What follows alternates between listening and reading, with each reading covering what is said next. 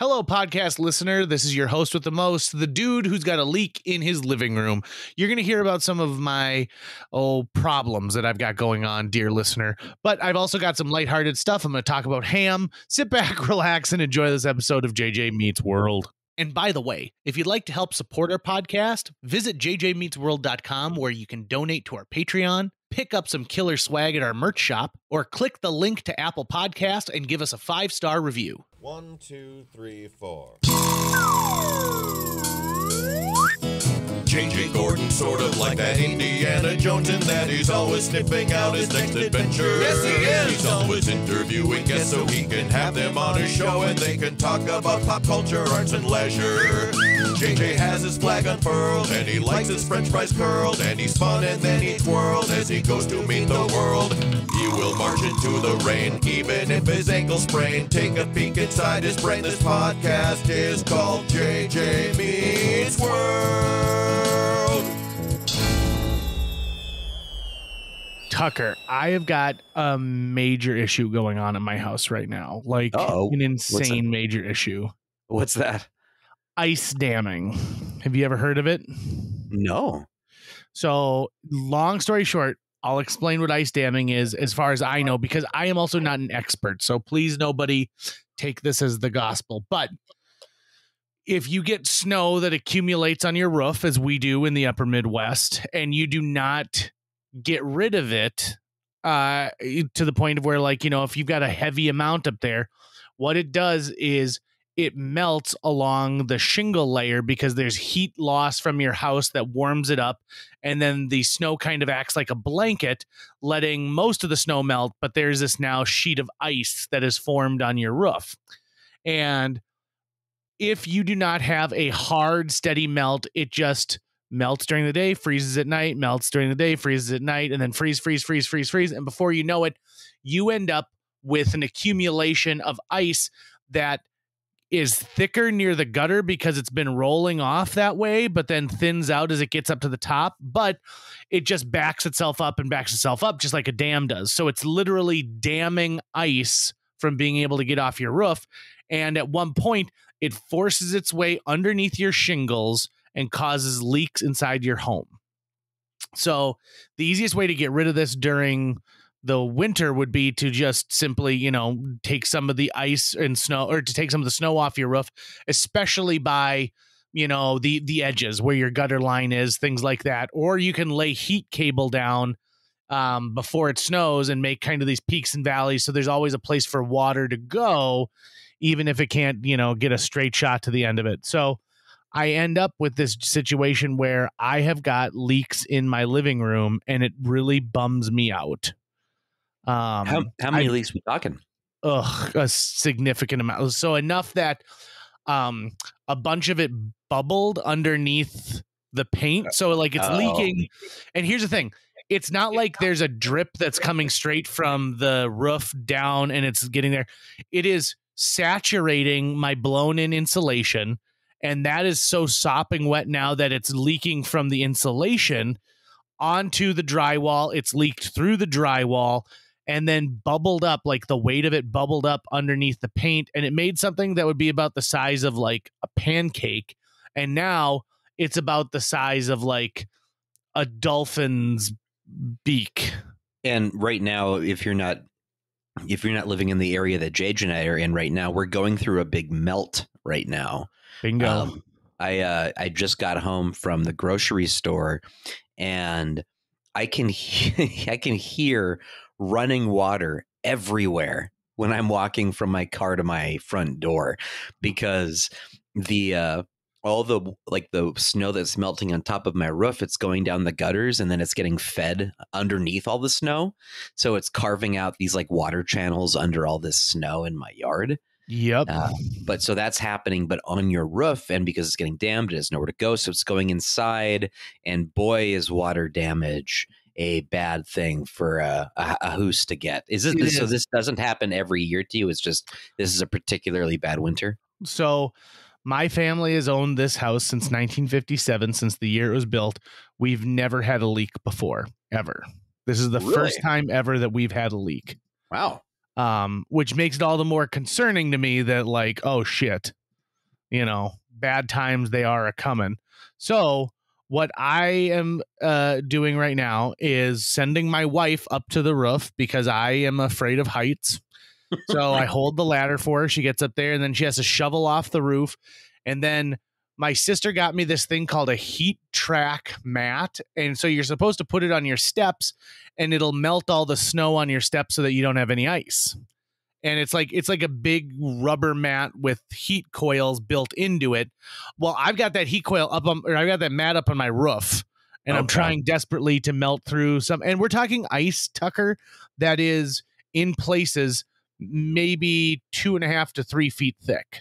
Like, it's a significant amount of moisture. Okay, sure. That's trapped up there. So I keep plugging away and keep plugging away and keep plugging away. And hopefully at one point something will happen.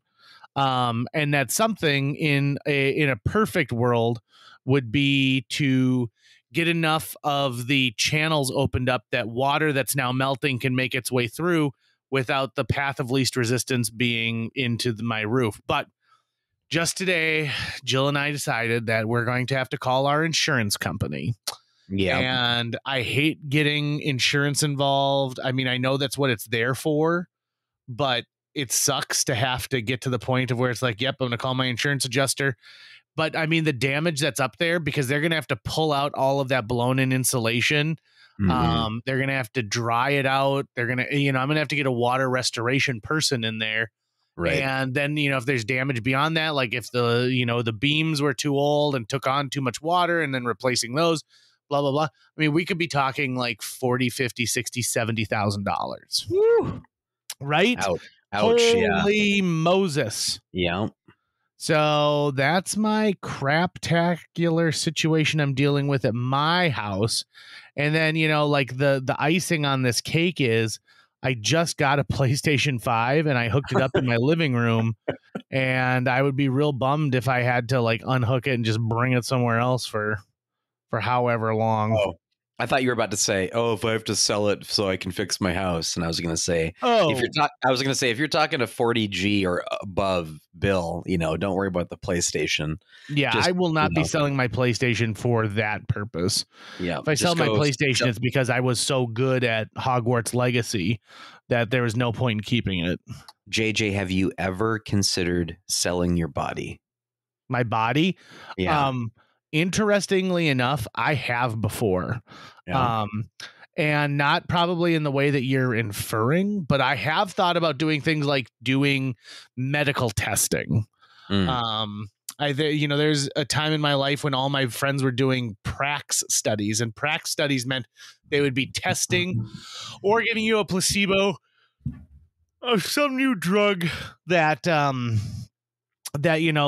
was past the FDA or was on its way to the FDA approval. And so they, have to do all these things to make sure that it's not going to, make you grow a tail or something like that. Did you ever do a prac study? You did, right? Yeah, I did a couple of them. How were they? For the money? Oh, they're fine. I mean, it's really the downside is that you're spending your weekend in this kind of locked, dormitory that has very, very little privacy, and with strangers, and it's just not that comfortable, because like the bedding there too, it's like a rubber mat kind of a thing. Like it's just not great. So no, it was fine. At the end of the day, it kind of, you did it because it felt like it was easy money. But at the end of the day, I think you'd give just about the same amount of time or energy for the same amount of pay doing all sorts of other jobs. So yeah, I guess I wouldn't recommend it. But if you need the money, you need the money. I would much rather do what I also used to do, which was like give plasma, and they'd pay you for that. And that was really just like a little bit of chump change for like eating out, stuff like that. Fun stuff. Yeah. That was about it. I always think that like the people who I know who absolutely like, I got to do a prac study, it was mainly because they needed the money for like that particular week, right? Like I need to make rent. Right. In some way, shape, or form. And so so I remember the only time I ever went in to do a prac study, I was 5 pounds over their weight limit. Okay. And the woman goes, lose some weight and maybe then we'll take you. And I remember being like, oh, you can go straight to hell. Ain't nobody got time for that. I can tell you that much right here, right now. And I never ended up going back. And then I found out that, like, you know what? If you get a minimum wage job and you just like, you work at it, or you get a second job, I can't believe how much time I wasted when I was young thinking I was doing something important, or that like, oh, I don't have any time, I'm so booked. What was I thinking? Right. No kidding. My God almighty. Yeah, what I wouldn't give for sort of my world outlook, but then go back 20 years, kind of start, with at least that level of youth. You know what else I'd like is I'd like to go back and be like, invest in the iPhone. I think what I would say to myself is I'd go, just don't spend your money. Like, spend it on what you have to.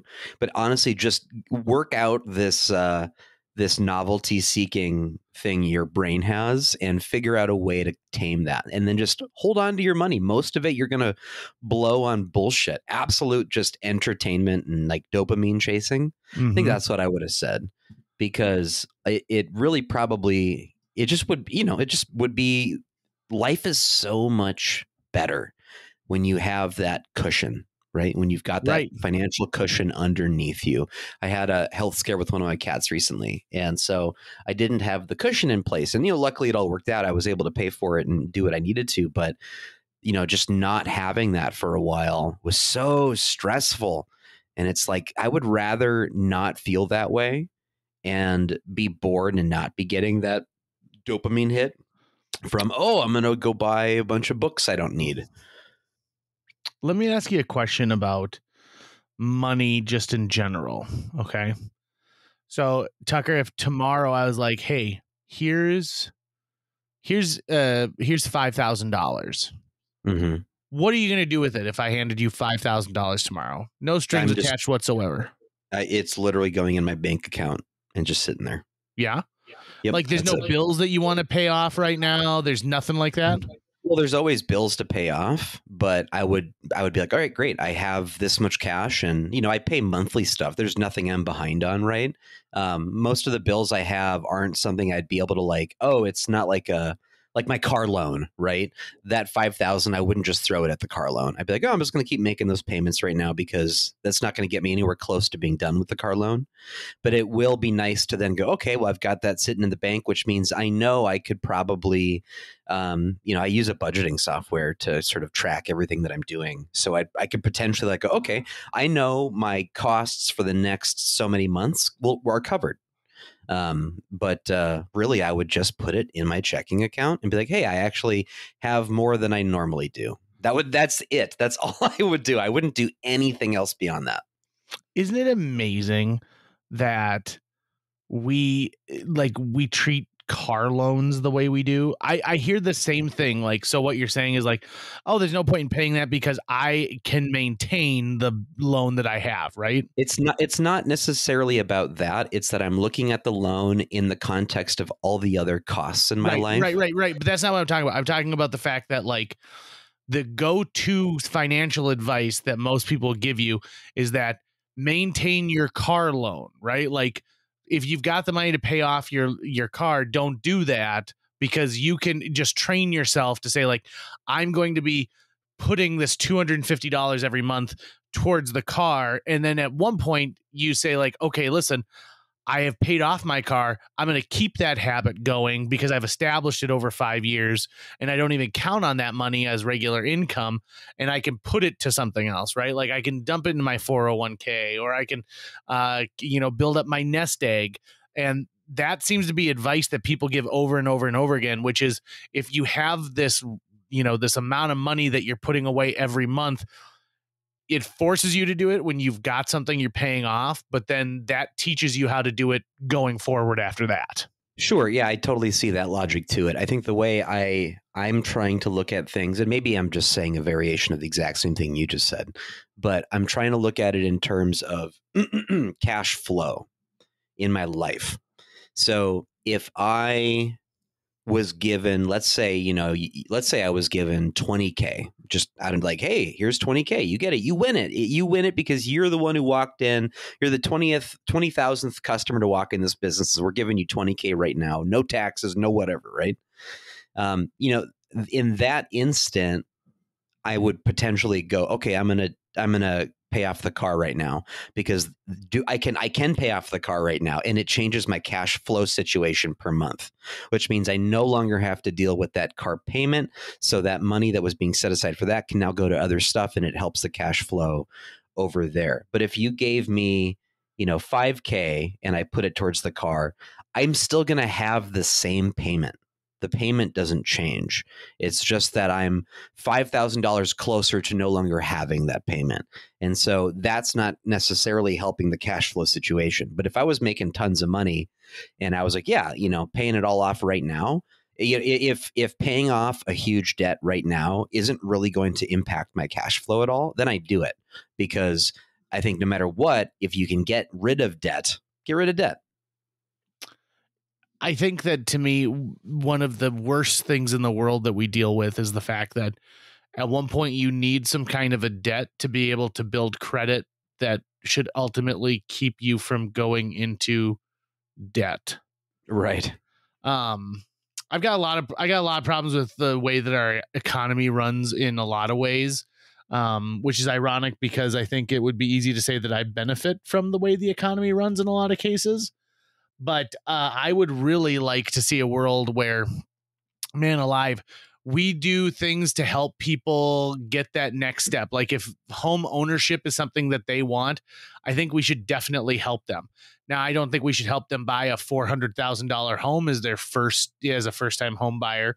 But let's say if you're going to buy a house $100,000 or less, which there are homes that exist like that, maybe not so much anymore, it being built, but certainly that are already built and out there in some parts of our city and country, you should be able to get some help with that, right? You should be able to get some help to get in there, and not just the kind of help where it's like, well, we're going to give you $4,000 towards closing costs. Well, that's nice. That goes a long way.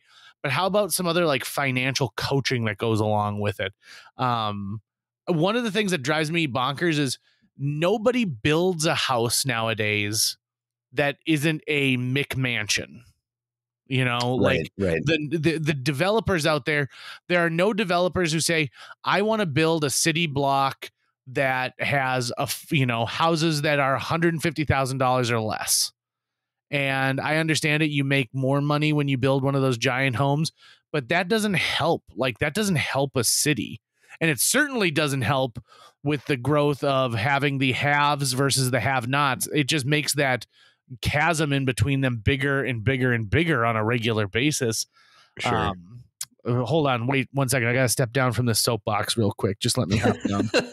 But yeah, I don't know. It's weird. I also wanted to throw something else. I had some delicious ham today. That's good, buddy. Yeah, because here's the thing. So ham, I have found, is kind of a touchy subject with some people. And the reason it becomes a touchy subject is people who do not like ham are very vocal about their dislike for ham. Mm. And I mean, because we have to kind of talk about, we have to include that just because you don't like ham doesn't necessarily mean you're not going to like bacon or another pig, bingo, a cut another of the pork pig product. or another pork product. But ham can, I mean, I'll eat certain kinds of ham, like if it's a roasted ham, right? And they're cutting it off and cutting pieces, it slices in front of me for, Easter weekend, there I'm down for it. But if it's deli ham, I don't want to touch it. I don't want to look at it. Really? I don't want to see it. Yeah. So like ham, so you're not a ham sandwich kind of guy then? I'll do a ham sandwich if it's like thick cut roasted ham. Sure. I believe they call that like cutting board ham. Okay, sure, yeah, but it's a thick cut. It's out of the oven, right? It's fresh, and you're not going to like this. But I that's the sandwich that I put mustard on. Is that kind of a ham sandwich? I mean, no. If it's cold deli slices, I don't want to even look at it. Interesting. Because like I'll eat cold deli slices, no problem. Like I love it. I think that ham is for sure my ultimate sandwich meat. Really? Yeah. What? Yeah. I'm gonna have a ham sandwich anytime if I'm gonna have a deli sandwich. Like a you like Captain Ron, so I do. I do like Captain Ron. My ham wife is your ultimate deli. God, that's fucked up, dude. Yeah. I mean, what were you eating? Turkey? Yeah, I sun-dried tomato turkey or salami and pepperoni, man. See, I think that like those are cured meats. They're just adjacent to ham. I know, but they're not ham, so they're not the same thing. Okay. Ham looks like you're eating like the flesh of a human being. Yeah, exactly. That's what it does it for you. What's not to like? You're eating something that looks like it belongs inside of you. That's the whole point of eating ham. So along with the delicious ham that I ate today, I also ate pink pineapple. Pink theme going on. Yeah, there's a specialty breed of pineapple where the flesh inside of it is pink and it has less acidity, and the sweetness of it is what is at the forefront. Oh, it was delightful. It was good. I just learned about Cosmic Crisp apples. Oh yeah. I've never tried one, but I'm told it's the ultimate apple. You've never had one? I've had Honey Crisp. I love Honey Crisp, but I didn't realize, I had no idea that they had improved on that technology. The technology of the apple? The honey, so the U of M or whatever, right? I think we're the ones that made the Honey Crisp. Yep. And then a member of that team went off on their own and made the next iteration of the Honey Crisp, which is the Cosmic Crisp. Do you know why they needed to improve the Honey Crisp apple? Because Minnesota's like the University of Minnesota is the one who developed and cultivated the Honey Crisp apple, like back in the 70s or whatever. But do you want to know one of the reasons why they continued to work on it? No. So they wanted to work on it so that it would have a thicker skin, so it could grow longer in our climate. So the Honey Crisp is super hardy because we developed it here, but it wasn't as hardy as it should have been. And so they continued working on it. Dude, if you ever make it down to the cities during apple season, the apples are out of this world. Well, are we able to get Cosmic Crisps in Fargo? I don't believe so. I think that because I don't think that you can buy like a Cosmic Crisp tree even yet. I think that it's so locked down that they have all of the rights to it. And so they probably have orchards and they are selling direct. I know for a while you could get it at Byerly's, and Byerly's is the ultimate high-end grocery store in the Twin Cities area. So I have to go to the Twin Cities. Okay. And I believe like it was maybe like $7 a pound. Like, well, maybe you and I should sometime soon do a Twin Cities road trip, because I want to hit some thrift shops as well. Do you? And we can get some Cosmic Crisp apples. What do you think is, if you had to say your top 3 fruits that you were going to like if someone's like, Tucker, I'm going to make a meal here and I want to include 3 fruits. What 3 fruits are you going to put on the plate? I love apples and bananas. Okay. And grapes. Red or green? Red. Oh, really? Yeah, red grapes. Seedless, I assume? Seedless, yeah, seedless, of course. Grapes, to me, I mean, that's just candy. That's just deliciously sweet candy. I'd want an apple crisp apple. I want them to be sitting in the crisper in the fridge, so they're nice and cold and crisp. And I'm probably going to eat the Honey Crisp apple with a paring knife in hand, because there's just something so satisfying about cutting off pieces of an apple and eating it that way versus biting into it. Plus, you don't really get it stuck in your teeth that way, which is really great. But I think those three that I mentioned, diced up and thrown into like a cookie salad Oh boy.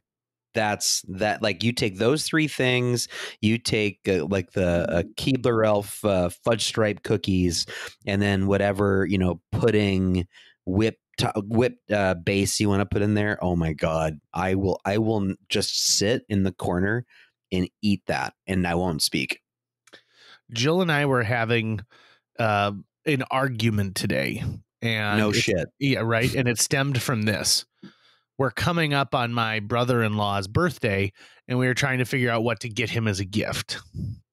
And I don't think that Brady listens to JJ Meets World, but Brady, if you do, hit pause, buddy, and then finish this one after your B-Day, okay? So we're like, we know he likes golf, and our go-to is gonna be like, well, let's get him a gift card to like a golf shop or a driving range or something. And I'm like, I don't feel like I want to do that. And she goes, well, how about something like pool related? Because their new house has a pool in it. And I go, oh, actually, I got it. They make this floating green that you can put in a pool, and you can practice chipping. Oh, nice. So you can practice your chipping by trying to get it onto like a moving green, essentially, as it floats around the pool. Sure. And I'm like, I got it. Great idea. Good work, JJ. And she goes, no, it was me who got us there. Like, and so her analogy was this. She goes, I gave you the ingredients and you made a taco. And I said, right, but we could have made a taco salad, which is the saddest form of salad and the saddest form of tacos. So while I agree, you put some words into the air, I'm the one who is able to decipher this out of it. You could even go as far as saying, here's some grapes in a bottle, but that does not make wine. Yeah, so like so you go grocery shopping. Jill walks out to the car and brings the food from the car into the house, but then you do all the cooking. And she's like, excuse me. If I hadn't brought them into the house, you wouldn't have been able to make dinner. Also do the dishes. Right. Luckily, we made up immediately because one of our dogs licked my face, and I just can't be mad when that's happening. Well, but I want to talk a little bit about the franchise Scary Movie. Okay. But you didn't see that one coming. I know. So Scary Movie 1 was funny, in my opinion. Scary Movie 2 was horrible. Scary Movie 3 was good. Scary Movie 4, bad. Scary Movie 5, good. So they go back and forth with the odd numbered ones being the good ones. Let me tell you about I remember one thing from Scary Movie 3. One thing and one thing only. But this was like a deciding factor. I'm like, okay, I'm in for this. Can I guess what it is? Yes, please do. She broke her wiener? No. Nope. It's even better than that. It's just it's a nice little moment. So Scary Movie 3, for those of you who don't know, is a parody film. And the first one was a parody of Scream, and I Know What You Did Last Summer. The second one was like The Haunting of Hill House, and it had some other elements. But by the third one, they were just sort of parodying movies that had tense and scary moments. And so the beginning of the movie involves signs. Like, do you remember the movie Signs? Mm-hmm. So Charlie Sheen is the Mel Gibson character, is the dad, and his brother-in-law lives with him, and they walk out on the porch, and the brother-in-law goes, the dogs are acting strange. And it cuts to one of the dogs wearing a hat, driving a tractor. And I'm like, okay. But the thing that killed me is then it cuts to a wiener dog pulling a chariot with a smaller dog in the chariot dressed as a Roman soldier. That, my friends, is comedy gold. Mm-hmm. Because you know what? I was not expecting that. They could have taken the low-hanging fruit, the easy way out, and just had two dogs that were, dressing up like cats or something. But no, somebody workshopped that out. Someone got really, really high and figured that one out. Oh, I love it. It's just so good. I think Scary Movie 3 is the best one. Do you? I just remember laughing really, really hard at it, but I might also just be thinking about the she broke her wiener scene, which is so good, which is also parodying Signs. I mean, the thing that's nice about it is their forms of parody are incredibly like thoughtful, right? Mhm. So it's the reason why I believe you were talking about the movie Airplane when we were doing our top 5 comedies, right? Mhm. And how like Airplane is the perfect parody movie. And it's so perfect because they lampooned a genre without having to actually do much to lampoon it. Right, because I didn't see the movie until well after it was it was topical, right? Because it wasn't just parodying airport films, but it was also parodying commercials that were out at the time, and well-known people at the time. And so me as a kid watching it, like half the references just flew over my head, and I was still doubled over with laughter about what was happening on screen. Do you think that do you think a movie like Airplane gets made today? And I'm not talking about the fact that it has some references that would not be allowed because we are more thoughtful going forward, but I'm referring specifically to, do you think they could make a comedy like that today? I believe they absolutely could. Think so? Absolutely. I mean, I'm someone who really subscribes to the idea that any type of movie can be made with the right people making it. And I think it's far less that that you really have to follow what seems to be what's going along or what's popular. I really think that that type of humor could do really, really well as long as you do it well. But the past, 20 years of it almost has been almost entirely just parodying pop culture. And I think that is tired. I think that is really, really old. I would really take something that's just more, that's a bit broader, like the Naked Gun movies. They do parody a genre, but it's not about, remember, these references from these genre films that we're parodying. Mm-hmm. It's just more like, okay, this is it's a detective procedural. It's a continuation of the Police Squad TV show, but we can really do anything inside of it that we want, so that they'll do a parody of the Untouchables in 33 and a third. But there's so many things happening within that parody of the Untouchables that is just being goofy. It's just straight up being goofy, right? O.J. Simpson catching the babies and spiking, like almost spiking one, moments like that. So I just think it's if the filmmakers are adept at it, then they'll do it well. We talked last episode about History of the World Part 2, which is very much in that vein. It's kind of there's a lot of Mel Brooks in parody films because his parody films are, were always brilliant. But it sounds, from what I've heard you say and others have said, that it comes out from like a sort of like a studio grinder system that really can't get the actual humor right. And like, I guess in my mind, Mel Brooks isn't necessarily making parody films. He's making comedies set in that specific genre. Sure. So like even Young Frankenstein, it's not supposed to be a parody of Frankenstein. It's a continuation of the story in his mind. Right. It's Victor Frankenstein's grandson, like that. I just watched the first 20 minutes of Hot Shots Part 2 yesterday as I love that movie. Yeah. When was the last time you watched it? Oh, it's been a long time now. I can't remember. That was one of the movies that my sister and I would watch on repeat. What would often happen when we'd be at like my dad's house for the weekend is he, as a teacher, would still have to go in oftentimes on the weekend to get like grading done or all sorts of other things he had to get done. Or if he was, he'd be volunteering for different sports activities and stuff. So sometimes he'd have to bring Brianna and I to school with him. And what he'd often do, especially at Discovery, is he'd find an empty room somewhere and set up like a AV cart and just bring a bunch of movies and snacks for us. And we would just hang out that day and watch movies and eat snacks. And almost always Hot Shots Part 2 was in the rotation, as was Naked Gun 33 1/3 and Robin Hood Men in Tights. Oh, excellent choices. There's a whole like group of people who got their education from watching things like that. And right.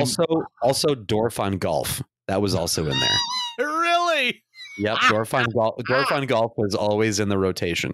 Oh, I love that. Mm-hmm. Dorf on Golf, huh? I think I have a complete Dorf collection on VHS. I'm not sure. I'll have to double check. Boy, Tim Conway, right? Oh, am I God. right? I anytime I think about him, the first thing I think of is his bit in the credits of The Aristocrats as the old man. Yeah. yeah. That walk he does is just, it murders me. It completely fucking murders me. It's very reminiscent of a character he played on the Carol Burnett show. Right. Who is, like this little old man. There's a very famous one where he's running a dry cleaner and he somehow accidentally puts on the coat while it's still on the hanger, and then the conveyor belt with all the coats takes off, and so he gets carried away. That's a great one where Harvey Korman just cannot keep his act together. He just loses it nonstop. Go ahead. You go ahead. This last week at work, we had spring cleaning. At work, because the first, so KFGO is 24/7 nonstop. And so it's hard to do things like get a cleaning person in there, because we are constantly broadcasting, a lot of times live. Mm-hmm. And so we use the first Twins home opener game of the year to say, like, okay, listen, we're going to be broadcasting the Twins, so no one has to be, in the studio. So let's have everybody come and we'll get it cleaned out. Kind of disappointed in the turnout, not going to lie. Not a lot of people. But the work that we got done was really great. And part of it involved me bringing in my label maker. I've had 3 label makers in my life. It started off with the little handheld one with the dial that actually punched into thick plastic. The thing, do you know what I'm talking about? You know those labels? Absolutely. Yeah, totally. Okay. I loved those labels. Those were awesome. And unfortunately, that label maker has disappeared from my collection. I don't even know if they make the tape for it anymore. And then I got a label maker when I was in college, when I lived in Chicago. That was, it was interesting. So what it looked like a little typewriter, and you would hit the number and then you'd hit back and then you'd hit the letter again and then you'd hit space. So like you had to like double tap this thing each time you did something. And it not only, pushed it through the tape, but it also left an ink mark on it so that it was not just white like the other labels were because they were bending the plastic, but it actually left an ink mark on it. And that one was all right, but it was tedious if you need to do anything more than like 6 letters. But the label maker I have now is awesome. It's by the brand Brother. And you put this cartridge in, and that's got all of the tape on it. You type whatever you want. You can change fonts. You can put little wingdings on there, all sorts of stuff. Then you hit print, and it prints it out, and it automatically cuts it. The only downside of this printer is that there's so much wasted tape on either side of the word because of the way the setup is.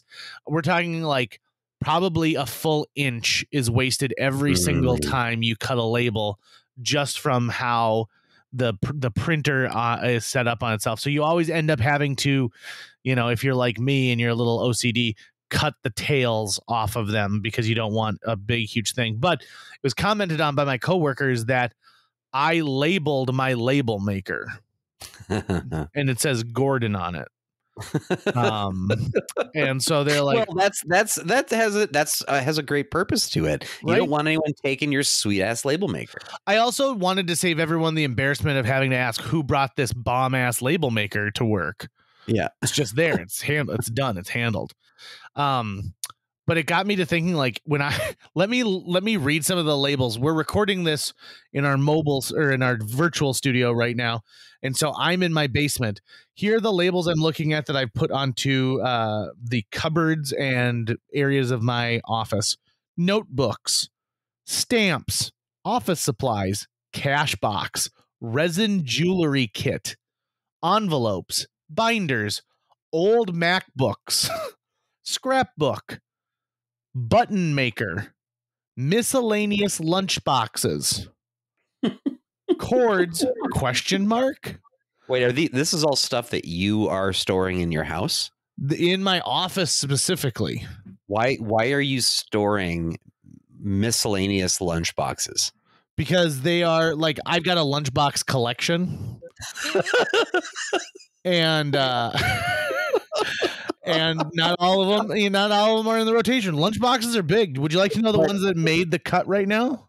Right, but is the word miscellaneous necessary? Yes. Yeah. Why? Because it could just say lunchboxes, unless you have miscellaneous lunchboxes in one, and then Mr. Belvedere lunchboxes in another one. So specifically, I've got a box somewhere that has lunchboxes holiday. That are holiday themed lunchboxes I've accumulated over the years. Why do you have that? Because I put them out during the holidays. So I switch it out. I got my holiday lunchboxes. And so you might say, well, JJ, you only need that on the holiday ones. But this just makes it feel better to say miscellaneous on it. And by the way, I'm not typing out miscellaneous. It's MISC, period. Do you bring lunch with you to work? Sometimes. Why not keep all your lunch boxes out on like a grab and go, easily accessible shelf? And then you do a rotation. So it's like, what am I feeling like today? And you actually give those lunch boxes some love, give them some life. You know, we don't edit a lot of things out of JJ Meets World. It's very rare. But I almost want Tucker to edit this question out. I won't ask him to do that. But I'll tell you a true answer to your question, Tucker, is lunch boxes are built for the appetite of a child. And I am not only a full-grown man, but a good-sized chubster. And I don't want 3 pieces of pizza. I want a 1-gallon Ziploc bag full of pizza. I want not a little bit of chili that fits into this thing. I want a quart container of chili.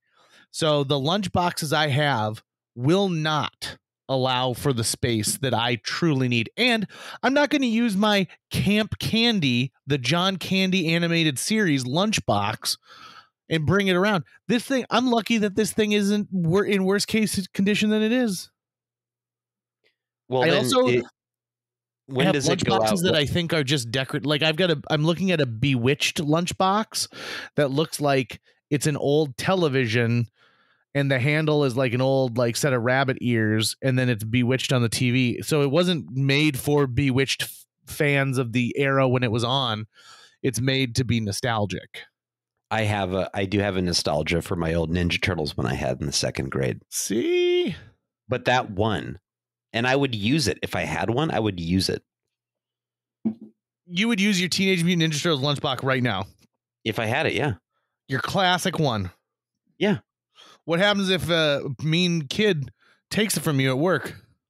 I fucking hit him with my car. You would, wouldn't you? Yeah, I think I would. Hey, do you know what movie this is from? Not So Tough Without Your Car, are ya? I know I do, but I'm not recalling it right now. It's from Kindergarten Cop. Oh, okay. Kindergarten Cop. I've got water trapped in the inner ear of my left ear. Oof. And it's vexing to me. Man, things are just not coming up JJ right now. No, it's been a rough couple of days, I'm not gonna lie. And I had a rough week. What was the video game you were playing yesterday? Oh my God, it's Hogwarts Legacy. How is it? It is right now my second favorite video game of all time, and it might end up being my first. Wow. Yeah. So my favorite video game of all time, the game that has impressed me the most, is Red Dead Redemption. The first one. The first one. It's an open, it's a sandbox game. And for those of you who've never heard of that, it means it's wide open. So you've got a storyline you follow through the whole thing, but there's side quests. You can do it in kind of whatever order you want. You can do a bunch of things. You know, you've got to wait until you get certain skills to open up areas, but it's a massive, massive map. And it's fun. You get to be a cowboy, and you decide how you treat people influences how they treat you, which is just amazing to me that they have written a storyline that changes with the decisions that you make.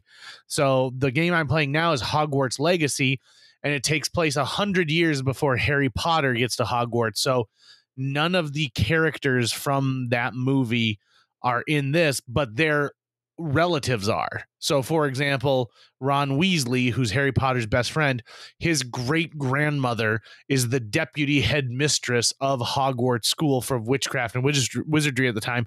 And people love the movies because of how inventive and imaginative the sets are and everything like that.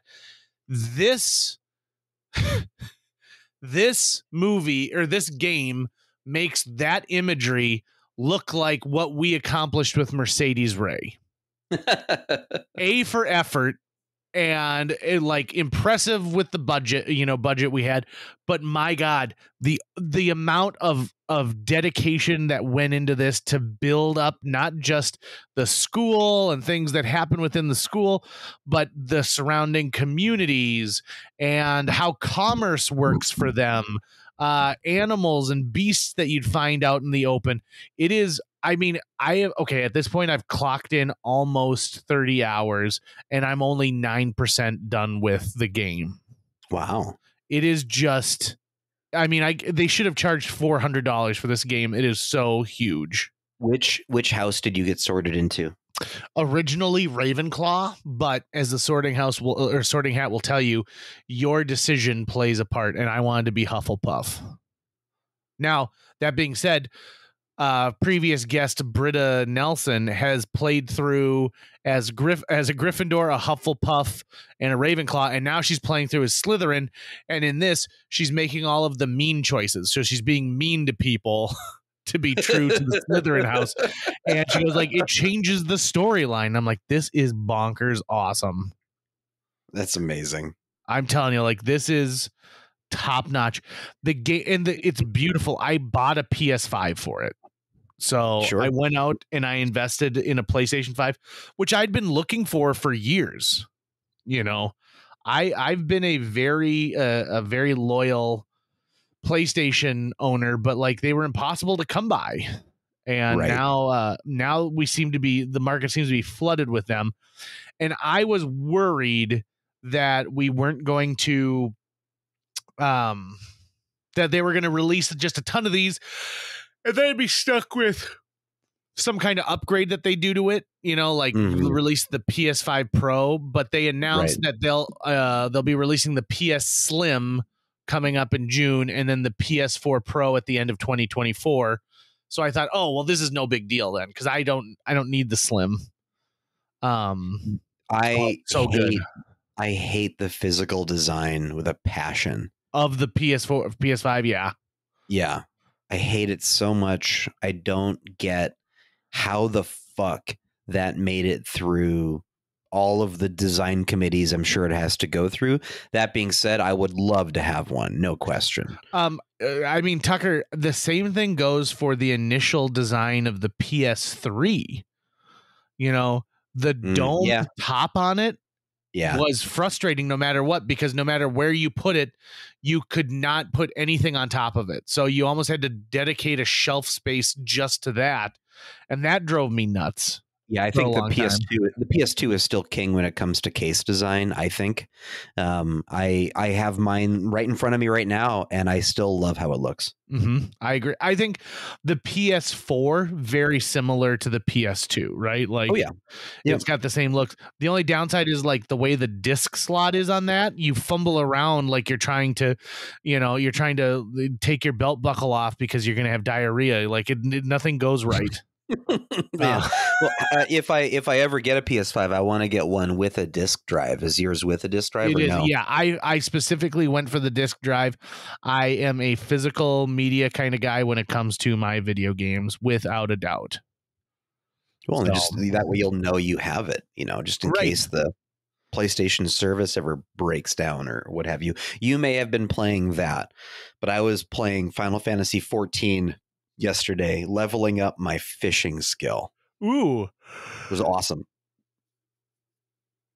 What's your favorite Final Fantasy game? Oh, 6. Yeah. Without a doubt.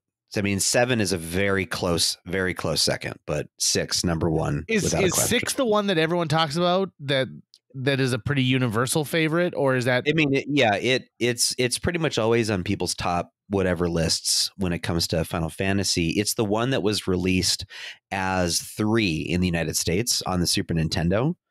So it was the last one on Super Nintendo, but it's actually the 6th one. And there's a whole backstory about why that numbering change happened. But what I should say, it's my favorite one is Final Fantasy 3, the US Super Nintendo version, because that is Final Fantasy 6. Interesting. And it blew me away what they were able to do storytelling wise with the Super Nintendo on that. It's really tremendous. I think the Super Nintendo is the best game console of all time. I'm going to give it that as well. I've always held it and the PlayStation 2 in very similar regard. And I have more games on the PS2, I think, that I like to play than I have on the Super Nintendo. But, there is just something about the Super Nintendo that just hits right. As far as maybe we want to separate out cartridge games versus disc-based games. But, certainly for cartridge games, nothing comes close. But yeah, it's a pretty perfect system. That's going to wrap it up for today's show. If you enjoyed this episode and would like to help us continue to produce new episodes each week, visit jjmeetsworld.com, where you can donate to our Patreon, pick up some swag at the merch shop, or follow our link to Apple Podcasts and leave us a 5-star review. You can also follow us on social media. We're on Facebook, Instagram, Twitter, YouTube, all the sites the cool kids are using these days. JJ Meets World is produced every week by Tucker Lucas. You can find out more about Tucker's work by visiting moonbasemaria.com. If you want to get in touch with your host with the most, check out linebenders.com, where you can find direct contact info for JJ or booking information. What if there was a game on the Super Nintendo called Make Tacos? And the game was you played as various Nintendo properties trying to make tacos.